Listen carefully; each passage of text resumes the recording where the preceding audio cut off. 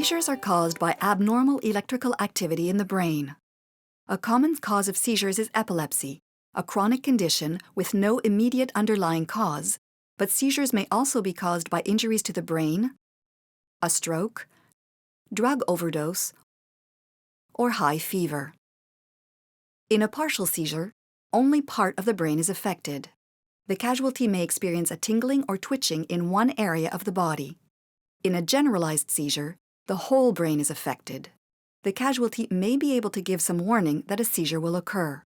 They may experience an aura, a sensation which precedes their seizures. A casualty with a history of seizures may tell you what they need you to do. A typical generalized seizure has two phases. The tonic phase involves a sudden loss of consciousness, causing the casualty to fall. Lay the casualty down in anticipation of the loss of consciousness. The casualty's body may become rigid, and the face and neck may turn bluish. In the clonic phase, convulsions occur, sometimes violent convulsions. Breathing is noisy, frothy saliva may appear around the mouth, and the teeth may grind. This seldom lasts more than a few minutes. Perform a scene survey and make the area safe. First aid for a seizure aims to protect the casualty from injury during convulsions and to keep the airway open while the casualty is unconscious. Do not try to restrain the casualty. Protect the airway, but never place anything in the casualty's mouth. After the convulsions stop, the casualty will slowly regain consciousness. In this post-ictal state, they may be confused and may feel exhausted from the convulsions. Give ongoing care.